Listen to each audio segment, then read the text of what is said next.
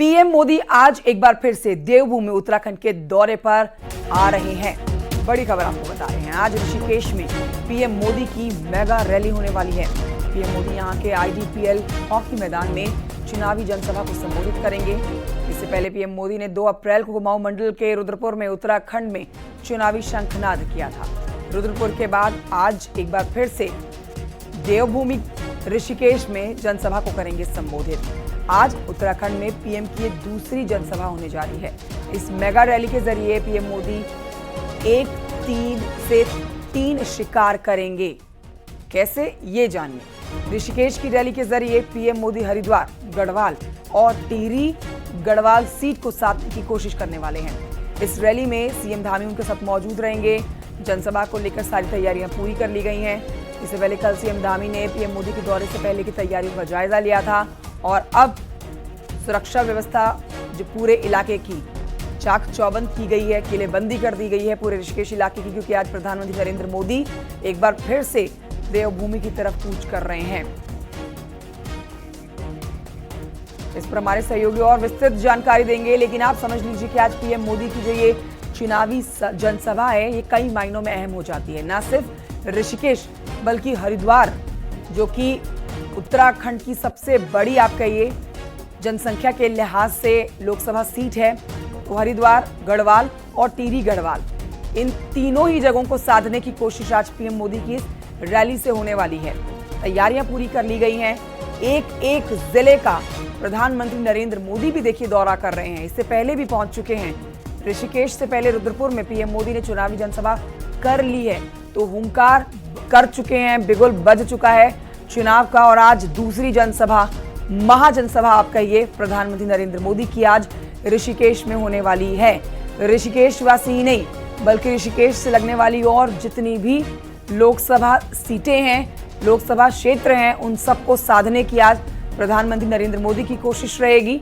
और आप ये समझ लीजिए कि पीएम मोदी आज इनके बीच में मौजूद रहेंगे और तमाम 10 साल की जो उपलब्धियां हैं, आज उनके माध्यम से उत्तराखंड वासी जो हैं वो जानने वाले हैं, सुनने वाले हैं। देवभूमि से प्रधानमंत्री नरेंद्र मोदी का एक अनोखा रिश्ता है। कई ऐसे प्रोजेक्ट्स हैं जो उनके ड्रीम प्रोजेक्ट्स हैं। इस पर और जानकारी हमारे सहयोगी देंगे सुनील नप्रभात, जो कि इस समय लाइव हमारे साथ मौजूद हैं। ऋषिकेश चलेंगे, ग्राउंड जीरो से और अपडेट्स लेंगे। सुनील नप्रभात, आज का दिन उत्तराखंड वासियों के लिए बहुत खास है। देखिए, पहाड़ से प्रधानमंत्री नरेंद्र मोदी का खासा रिश्ता है, और खासकर अगर आप उत्तराखंड की बात करते हैं तो वो हर बार अपना प्रेम और अपने ड्रीम प्रोजेक्ट का जरूर जिक्र करते हैं। लेकिन आज ड्रीम प्रोजेक्ट का तो जिक्र नहीं होगा, लेकिन पीएम मोदी आज जब ऋषिकेश में हुंकार भरेंगे तो तमाम जितने उत्तराखंड के और लोकसभा क्षेत्र है, उनकी गूंज आज वहां सुनाई देगी। क्या तैयारियां ऋषिकेश में की गई हैं पीएम मोदी के लिए? देखिए कंचन, जो ऋषिकेश है ये 3 लोकसभा क्षेत्रों हरिद्वार, पौड़ी गढ़वाल और टिहरी संसदीय सीट के केंद्र में पड़ता है। आज प्रधानमंत्री यहां पर जनसभा कर रहे होंगे, तो यहां पर तीनों पार्लियामेंट्री सीट्स के जो तमाम लोग हैं, वोटर्स हैं, कार्यकर्ता हैं, वो आज ऋषिकेश के इस आईडीपीएल के इस मैदान में रहने वाले हैं। ये करीब लाखों में ये संख्या यहाँ पर पहुंच सकती है।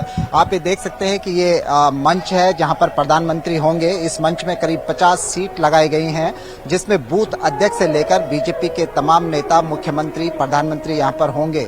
और इसके साथ साथ अगर मैं आपको पंडाल का एक दृश्य दिखाऊं, तो पंडाल में करीब 40 से 50 हजार कुर्सियां यहां पर लगाई गई हैं।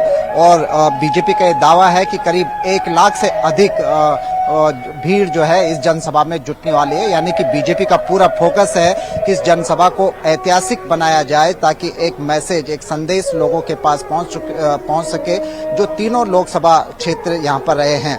प्रधानमंत्री मोदी का उत्तराखंड से एक आध्यात्मिक और भावनात्मक दोनों तरह का एक लगाव रहा है, और यही कारण है कि प्रधानमंत्री जब भी उत्तराखंड आए, वो उत्तराखंड के लिए एक बड़ी उपलब्धि रही है। लोगों का एक लगाव उनके प्रति रहा है। जब यहाँ पर प्रधानमंत्री 2001 में जब पहली बार वो गुजरात के मुख्यमंत्री बने थे, तो जब उनके मुख्यमंत्री बनने की घोषणा हुई थी, तब प्रधानमंत्री बद्रीनाथ धाम में थे। तो आप लगा सकते हैं कि प्रधानमंत्री का उत्तराखंड से कितना पुराना लगाव है। यहाँ तक कि जब वो बीजेपी के राष्ट्रीय महामंत्री संगठन थे, उस दौर में भी उन्होंने उत्तराखंड का चप्पा चप्पा यहाँ पर छान मारा है। यहाँ की समस्याओं से, यहाँ की दिक्कतों से वो अच्छे से परिचित है। मेरे साथ यहाँ पर बीजेपी के हरिद्वार लोकसभा के प्रभारी जो इस पूरे कार्यक्रम के संयोजक भी हैं कुलदीप कुमार जी मौजूद हैं। सर, क्या कुछ तैयारियां हैं आज की जनसभा को लेकर? देखिए, हरिद्वार लोकसभा, पौड़ी लोकसभा और टिहरी लोकसभा में अपने जो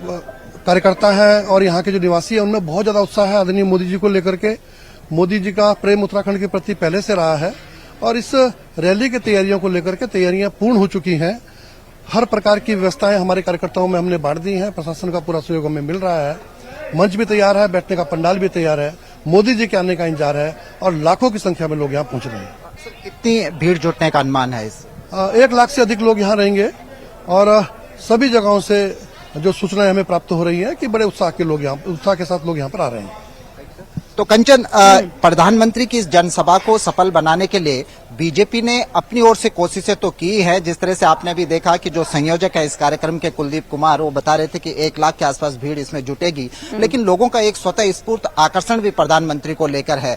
योग नगरी ऋषिकेश से भी प्रधानमंत्री का बहुत पुराना नाता रहा है। उनके आध्यात्मिक गुरु ऋषिकेश में रहे हैं और 2014 में जब नरेंद्र मोदी प्रधानमंत्री बने तो उसके तत्काल बाद 2015 में वो अपने आध्यात्मिक गुरु को मिलने यहाँ ऋषिकेश में आए थे और तब आईडीपीएल के इसी मैदान में उन्होंने आज से 10 साल पहले एक जनसभा, एक रैली यहाँ पर की थी और 10 साल बाद वो एक बार फिर से आईडीपीएल के इसी मैदान में जनता को संबोधित करने वाले हैं और अब की बार टारगेट होगा बिल्कुल। तो मेरे सहयोगी सुनील प्रभात तस्वीरें भी दिखा रहे हैं और देखिए पूरी जानकारी भी इस कार्यक्रम की दे रहे हैं, जहां से अब से थोड़ी देर के बाद लोगों का आना भी शुरू होगा और मंच पर पीएम मोदी भी दिखेंगे, उनके साथ मुख्यमंत्री पुष्कर सिंह धामी भी नजर आएंगे।